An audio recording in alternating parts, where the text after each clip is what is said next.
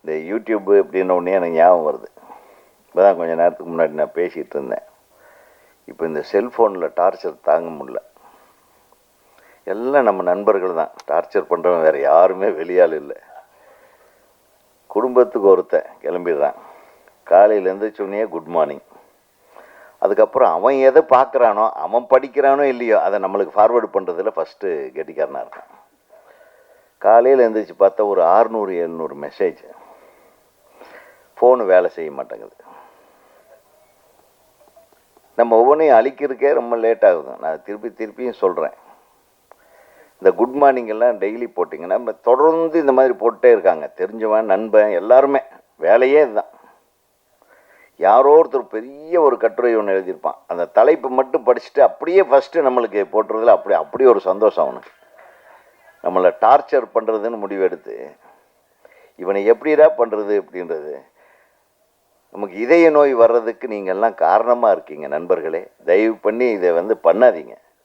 ஏன்னா கொஞ்ச நாளைக்கு முன்னாடி ஒரு சின்ன நிகழ்வு நடந்தது. இந்த மாதிரி சில தம்பியை போட்டுக்கிட்டே இருந்தானுங்க. நான் எடுத்த உடனே அந்த நம்பர்கள்லாம் நமக்கு மனப்படமாயிருது இல்லையா. கரெக்டாக ஒவ்வொன்றா பண்ணிவிட்டு டோட்டலாக டிலீட் பண்ணி விட்டேன். இப்படியே பண்ணிகிட்ருப்பேன்.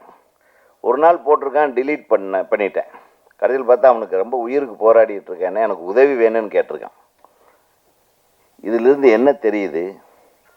தேவையில்லாமல் ஒரு நண்பருக்கோ அல்லது குடும்பத்தினருக்கோ தேவையில்லாத நேரங்களில் தேவையில்லாமல் டெய்லி காலையிலேருந்து நீ குட் மார்னிங் சொல்லன்னா அவனுக்கு குட் மார்னிங்கே வராதா சொல்லுங்கள்?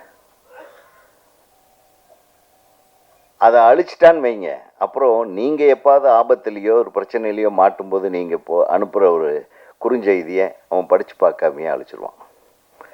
இதுதான் இன்றைக்கி நான் சொல்ல போகிற மிகப்பெரிய செய்தி. அப்புறம் நான் கண்டுபிடிச்சி அந்த தம்பியை மருத்துவமனையில் அட்மிட் பண்ண வச்சேன் என்பதை உங்களுக்கு சொல்லிக்கொள்ள ஆசைப்படுகிறேன். சூதாட்டத்தை பாருங்கள், சூதாட்டம் ஆடாதீங்க.